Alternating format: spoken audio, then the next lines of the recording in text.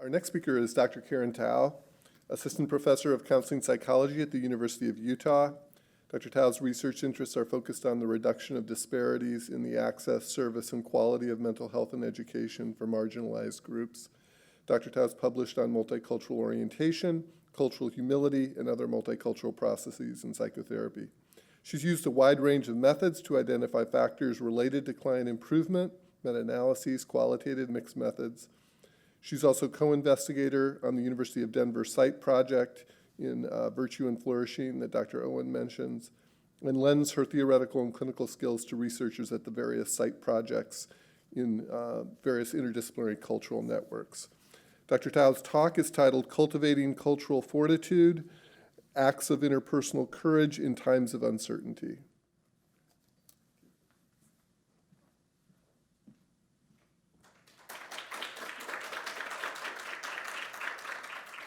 Good afternoon, good morning. I have folks from all around. It's really, really good to be here. I am feeling transformed by hearing my colleagues speak today, and so many ideas kind of rolling around in my brain, and I am excited to be able to share a few of my own. So, as Steve mentioned, I'll be focusing on this concept that has been percolating for me for a while, cultural fortitude, which I'll share a little bit more in depth in just a minute. So we're at, we've heard this in media, in conversations with our friends, family, colleagues. We are at a crossroads in so many ways. In terms of our social, sort of cultural climate, Shelley talked about creating this climate of familiarity, of total regard. And, from the point of this whole sort of conversation today is we're not there. How do we create a world, a society that feels more just, that feels more depolarized? And so I'm hoping to add a little bit to that conversation today. So to begin, I invite you to do some self-reflection. So we have some folks in the room today, and for those of you who've joined us virtually, I invite you to think about the identities you bring into this space today. So identities broadly defined. So I'll give you a few seconds to think about the pieces of you, the parts of you that you bring in today.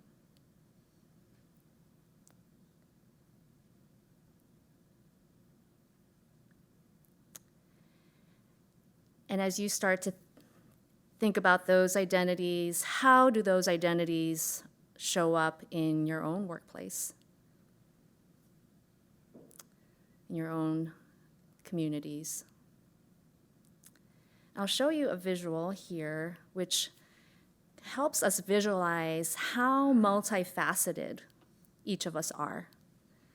That we have so many identities, both visible and invisible, that we hold, and we enter each space every day. So I entered this one, I flew in from Utah and I came into Boston, big shift in scenery and vibe. And my identities shifted, what I thought about, who I am. And so I show this visual to say we have all of these identities that are very dynamic and they're kind of moving around in different places, and it depends on who you're with, where you are. I show the sort of the larger systems, economy, education, the legal system. And so many of these identities will move to the foreground or to the middle ground or background, depending on where we are. So it's a lot to contend with when we think about who we are, just moving through space and different contexts. So I want us to sort of situate ourselves in a particular, wherever you are today, just to notice. No right or wrong, just to notice. And I have a next reflection for you. And I share these reflections because oftentimes when we talk about these sort of larger theoretical ideas, that we really need a heart, like a touch point. Someone we can think about, people that we care about, that we see day to day to help us put these sort of ideas into focus.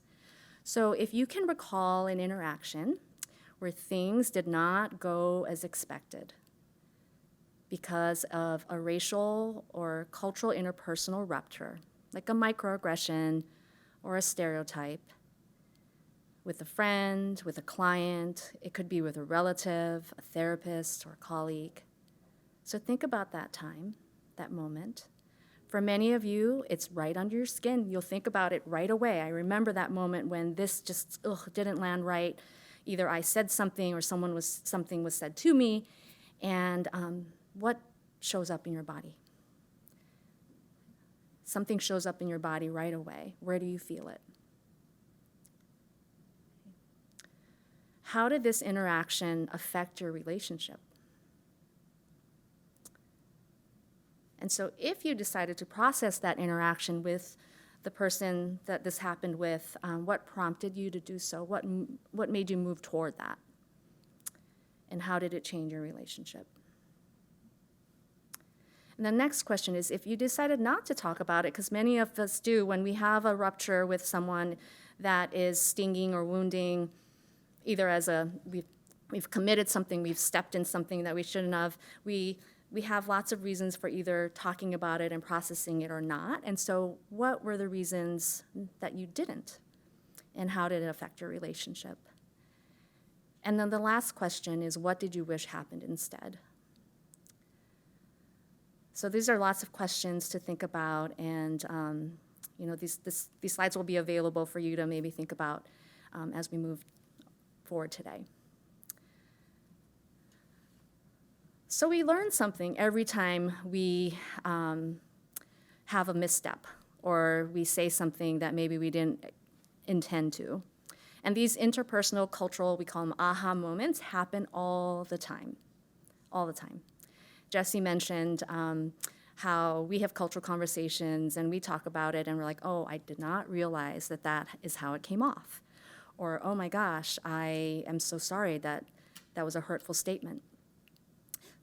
And the thing is, the more we think we know about someone, the less we know, which is very paradoxical.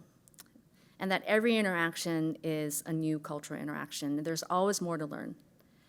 And so some other questions that, I'm a psychologist, and so I'm always pondering these kind of more existential questions, and I always want to share them with people and hear what they think about it. But how do we sit with ambiguity? So thinking about our current sociopolitical climate and the divisiveness, we don't know what's going to unfold. We keep waiting for something else to happen that might change and that our collectivism really kind of takes the foreground. But how do we sit in ambiguity and the unknown? How do we cultivate cultural fortitude, which is something I'll focus more on? How do we depolarize our beliefs, attitudes, and values? And so a lot of this work happens internally. Often we think about having conversations with very polarized groups, and like I have my agenda and my sort of thoughts on something, and someone else has disagreeing thoughts maybe, and how do we depolarize that? But a lot of the work happens internally first, because we all have immediate judgments and implicit bias that come into play. And the final sort of reflection, invitation is, how do we presence unlearning as much as we presence learning? And this is a super tough one. I train a lot of therapists, and we work in an environment, we live in an environment where we really presence learning. How much more can we know? How much knowledge can we gain? How do I show that I'm smart? How do I show that I know something? And a lot of this stuff, though, is really the opposite, because how do we also presence all the unlearning and the deprogramming we have been feeding into ourselves through social media, through our own experiences? There's so much that we have already taken, and we have assumptions about things. So how do we slow ourselves down and presence that unlearning? Chimamanda Adichie talks about this as a danger of a single story, that one of our challenges as people in the world who want to build, I'm going to use this climate of total regard, is how do we resist the single story? And single stories are those thin slices of narrative that we use to define a group of people. Those thin slices from news bites, from all of our news feeds, that are really, really designed to keep us in our own bubble and keep us myopic. How do we say, I don't know if this is the full story. This might be fake news. It's very oversimplified, and it's sound bites and headlines. How do we resist that? How do we motivate ourselves to be around people who don't think like us, to poke holes in the arguments? So Jesse and I have been talking a lot about this idea of like, how do we push ourselves into discomfort and be able to stay there? We can also form single stories about ourselves, and I loved the conversation earlier with my colleagues. How do we cultivate the sense of feeling a sense of belonging and a sense of regard in our circles? And a lot of this is unpacking a lot of the internalized isms that we have about ourselves. So we're talking about how do we lift ourselves up in a shattered world, and it's sometimes really hard in the day-to-day. We talk about burnout, we talk about flourishing, because there's, in the day-to-day interpersonal interactions that we have with our colleagues, people and stakeholders that we work with, there's often a real sticky path between intention and impact. What I intend to say, what I want you to feel, may not always land in the same way that I had intended. And so we call these cultural ruptures. And broadly defined, it is when a generally harmonious relationship, there's a sticking point, there's an impasse. Something was said, something was done, something was not said, something was not done, that leads us to a place of, to an impasse. So what do we do in those moments? There's lots of directions we can take. And what I am suggesting today is, how do we start to build and cultivate cultural fortitude? And I mentioned this is something that I've been mulling around for a while, and it's been my grounding sort of thought idea that it's helped me kind of move toward a collective change in the way we think and talk and are with each other. And my work with Jesse around multicultural orientation, I think, also really operationalizes this idea. So cultural fortitude is cognitive, emotional, physiological, and interpersonal strength in the face of psychological discomfort. It's a lot. We are so complex. We enter every conversation and interpersonal interaction with all of these parts of us, that we're not just using our brains and our cognitive we are feeling, we're noticing things in our body, we're very somatic. And when we have cultural conversations that are often tense or there's conflict, we tend to feel it in our bodies first. So how can we utilize all of these wonderful, wonderful sources of data that we as human beings are gifted with? And how can we use that and leverage that to spark desire and motivation and courage toward cultural repair and relational healing?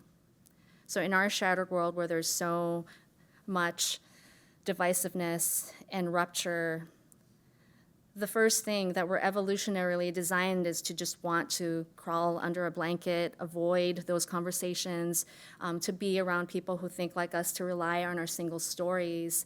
And so this is an invitation. Cultural fortitude is, how do I challenge myself to stay in the discomfort, because I know that I can do more, I can do better, and lean into that. So I want to share a strategy for what that looks like. And so we've all been there.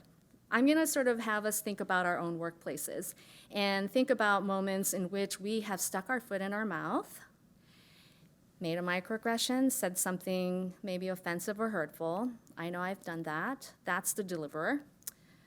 We have also been the recipient of these interpersonal ruptures, the receiver of microaggressions or stereotypes. And then there's this also super important part, which is the witness, the person or people who are in the room where it happens. And then what do? This is our typical response, at least it's mine. I am a deer in headlights. I don't know what to do. And then I realized that I've also utilized several options in these moments. There's one with the person with a megaphone is calling out the microaggression. Hey, what you said was offensive. That was super sexist. That was racist. And in the whole room, it's called out and illuminated. And there's definitely a time and place for that. There is also the avoiding. I'm just going to pretend I didn't hear that. And hopefully it'll all get better the next time we are meeting in our consultation or our faculty meetings. And then the final, which I'll talk about more in depth, is the third picture where we call people in. So calling in, I have just been enthralled with this concept. Nguyen Tran and Loretta Ross, you may be familiar with, really popularized and conceptualized this idea. It is a complement to calling people out. It is not adversarial in any way, but a strategy where we can take a stance we can take after we've either experienced or witnessed a cultural rupture. Something was said in a meeting, something was said between you and a colleague, where we center compassion, compassionate engagement with the person who enacted the interpersonal rupture. It also prioritizes self-compassion for times when we have been the one to initiate an interpersonal rupture, who've made a microaggression. And it also, calling in also frames human beings as mutually inclusive. And I just wanted to highlight this word because this is something that my mom is a teacher, and my dad is a retired editor of a newspaper. So you can imagine we have a lot of conversations just about lots of things. And on our car rides, my mom used to drive me to school, and we used to talk about things like good and bad and binaries. And one of the things my mom would always say is like, things are never mutually exclusive. There's never all good and never all bad. And even the worst person, the bully who is bothering you, there's something good about them. So how can you start working that part of your brain to recognize that nothing is just all good or all bad? And so I am using this term mutually inclusive to think about our own interpersonal spaces and our workplaces, and that, you know, when a rupture happens, it doesn't just happen between two people. It happens with everybody. It happens within the community, because we as human beings, we happen together. We don't happen separately. We're not mutually exclusive. So calling in, if I were to sort of put them into action, it involves allowing mistakes to happen, that I put my foot in my mouth all the time. And how do we shift our perception from them being red flags and canceling oneself or canceling someone else and saying, I'm never going to work with that person again. They said that thing and now they're done. But how do we see this as opportunity for transformation? Right? To think about mutually inclusive spaces. How do we remind ourselves that this is someone I care about and I really want to discuss this thing that happened? To acknowledge that my own reactions to a microaggression that has occurred, and check myself internally, like, how do I want to respond? To recognize my full reaction to it. I talked about the cognitive, the relational, the emotional, all of that stuff is happening. How do I really recognize that? And then finally, identify the values that I and the other person might share. And so calling in isn't just for anybody, not for that person, on the bus that says something pretty offensive, and maybe calling out might be a better strategy in those sort of situations. But calling in is more around accountability and community with folks that you care about and will continue to have relationships with. So how do we create those communities of care that Jesse talked about? Just to sort of juxtapose this and not to pit them against each other, is that calling out that we see so much now in social media, and we see so much also maybe in our workplaces that really burns us out because it requires a whole nother level of vigilance, and because we are watching what we say, we're hoping that we don't, step in that, the dog poo and be like, okay, I stepped in that, now everyone sees me and I'm totally in the spotlight and in the hot seat. So calling out, there's a place for that, but it publicly names instances of oppressive behavior, the person with the megaphone and the language, and we're, policing the language. It defines who's in and who's out. I think that these are cognitive shortcuts that we've become reliant on because we are so tired. If you just tell me this person's out and this person's in, okay, I'll operate on those sort of definitions. And gosh, we miss so much in the middle, right? Calling out can perpetuate sort of this politic of disposability, that if I stepped in that dog poo, then all of a sudden I'm gonna be stinky forever, right? And I can't be a part of the collective. And again, that idea of calling out can be you're good, you're bad, you're wrong, you're right, you're moral, you're immoral, right? On the other hand, calling in is not about being nice or soft. When I provide trainings on what it means to call in and how to sort of engage in it, we do simulations. I work with interprofessional students and providers. We're focused on how to depolarize medical care for maternal health, and what does that look like between provider and patient, and also among providers. Sometimes the critique we get is it sounds like we are, when we call people in and I'll show you examples of what that looks like, that we're kind of letting folks off the hook and we're not really holding them accountable. And that's not what calling in is about. And it's also not about pathologizing emotions like anger and rage and outrage that emerges, especially for folks who hold marginalized identities. And as a receiver of an interpersonal rupture, all these emotions are completely natural to have. So it's not about just quieting those emotions. And it's also not about lessening the impact of the microaggression. So I think we could go into a whole nother conversation that I'm not an expert in around forgiveness. So it's not necessarily about letting it go, but it's about holding folks accountable. And how do we do that as a community? I love acronyms, and it helps me remember things. I call them my back pocket responses. If I can hold this acronym in mind, it will help me remember in those moments when we feel really like the deer in headlights, not knowing how to respond to something someone said to me. So for the receiver, for those of you who can identify a time when you've been the receiver of a hurtful microaggression, be brave. So calling in as the receiver means to breathe deeply,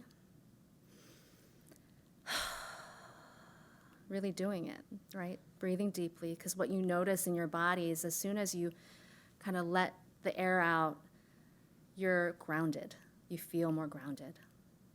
For the receiver, you recognize and assert what you feel, need, and want.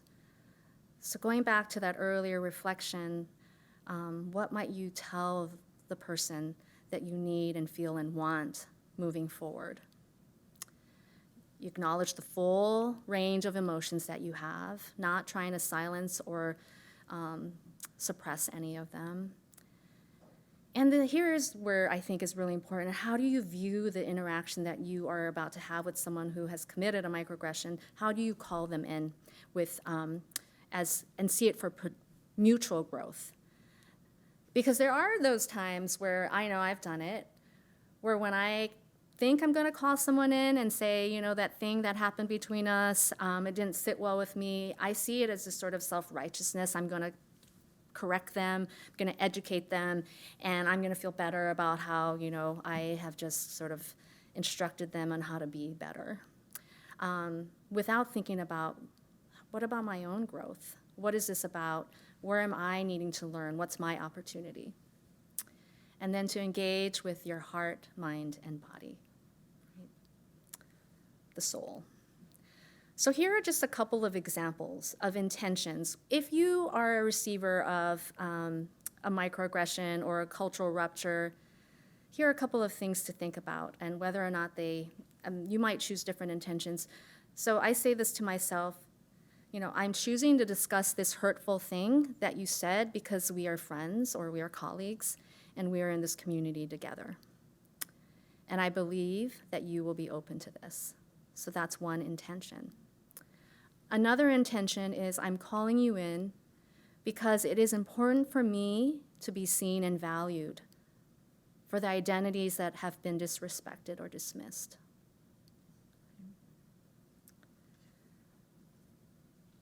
So when I work with some of my students, one of the things I want to hear an example because we don't really have these ready for us because we're deer in headlights in those moments. And so sometimes we need to do some practice. I love that idea of the conditioning, the beginning that Shelley talked about, like how do you start practicing before you leap? So this is the practicing and, giving yourself permission to just write down a script so that when you do call someone in, you will have practiced. So one example is I really value our relationship and hope we can talk about something that just happened between us. Describe the situation without blame or shame. And then ask, because sometimes when you're calling someone in, they might not be in a space to really have a conversation. So when I've done couples counseling, for example, if someone feels like really flooded, it's not really a good time to process the issue. So asking, is this a good time to have this conversation? And if yes, continue. If no, deep breath. And remember, the assertiveness part comes in, I'd like to follow up with you later if that's okay, maybe later today or maybe tomorrow. So that's the receiver. For the deliverer, this is when I think about calling in and the way Tran and Ross talk about it is really centering self-compassion. How can I be loving? It starts with listening deeply. And listening deeply, as we all know, we're all trained listeners in the room and on our virtual space. It's hard. We have so much noise that's happening, lots of things, but I didn't mean it to go. How do we listen deeply by quieting that internal dialogue? How do we validate what the receiver is sharing with us? Engaging with intention and authenticity, and saying thank you. Here are some of the intentions behind being called in. So for a deliverer, the deliverer is the person being called in by either a receiver or a witness. And when you wonder, okay, am I ready to hear this sort of feedback? Jesse talked about, are we open to feedback? Some intentions might be, I am sad about how I'm showing up. And I'm grateful that you brought this up to me, and thank you for calling me in. Another intention might be, this is an opportunity for me to show up for you. Thank you for moving toward our relationship. It takes courage, and I'm grateful. This part is really, really hard because I think currently, and part of our shattered world, I think a lot about we don't have a lot of stamina and we don't have a lot of good role models for people who are doing this, right? Who are saying, gosh, I messed up. I'm really sorry. And that's all that's said. Because there's a lot of but, and I meant. And I know I'm part of that too. So how do we unlearn those sort of habits and move toward an intention of listening deeply and moving toward a relationship with authenticity? Here's an example of what you might say if you are the one who delivered a microaggression. Thank you for sharing this with me and letting me know. This took courage. Listen. I really appreciate you bringing this to my attention, and I want to continue talking. So that second part, I want to continue talking, is super important as a deliverer, because sometimes we can say, thank you so much, I'm sorry, done. And we feel that that whole interaction is done. But as we know with interpersonal ruptures, it's complex, it's layered. If you have a long history with someone and a relationship with them, it just doesn't end with one conversation. How do we continue that conversation? How do we cultivate cultural fortitude? How do we stay? How do we stay? And then finally, the witness. I think witnesses are sometimes the most important people, because they're the ones who are holding sometimes shattered pieces together. They have the capacity to do that. They're not the ones in the mix of the interaction, and so they have such an important role.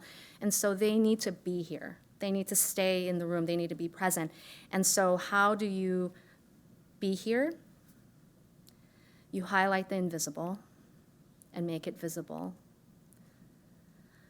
You know, I talk to a lot of folks who hold marginalized identities, and one of the, I think, recurrent themes that I hear that it's just so exhausting and makes them so tired is that when they share something that's happened, some rupture or microaggression that's happened, they are not believed. And so they walk around feeling the sense of surrealistic, like, am I the only one in the room that heard this? So the witness is the one that says, yeah, I saw that too. I heard that too. How do you empathize and support receiver and deliverer? So again, we're moving into mutually inclusive climates and contexts. How do we say, I am a receiver, I am a deliverer, and I am a witness, and at different parts of my life and throughout our workday or throughout our sort of careers, we will play all three roles. How do we empathize and support all of us? Recognizing our own values, beliefs, and assumptions, and then engage. So the action part, engaging with calling in with the deliverer. So here is an intention for witnesses. I want to be an ally and accomplice for folks who do not have the institutional power to say or do something. And also holding on to this belief, and I believe this, small acts of disrupting racism, sexism, homophobia, transphobia will lead to broader systemic change.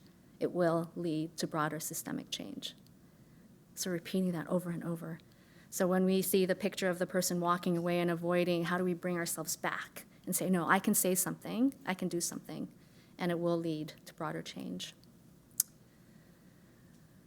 So as a witness, you kind of have more parts to the calling in process, because with the receiver, you will say something like, you know, I noticed what happened just now, and share what you observed, and I wanted to check in with you to see if you wanted to talk about it. And then a second part might be, with your permission, I'd like to bring this up with the deliverer. And then with the deliverer, you will use the brave approach, which I talked about earlier.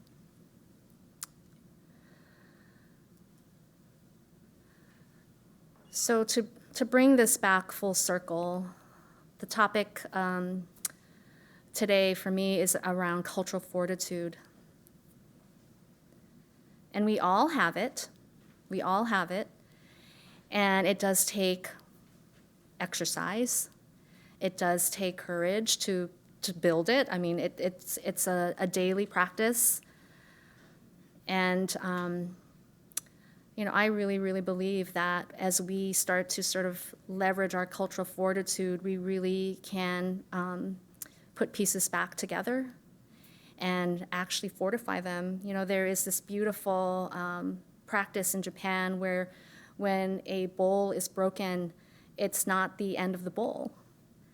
There's this practice of using gold filling to fill the cracks and put it together, and actually the bowl ends up a lot stronger than when it first shattered or was in its original state.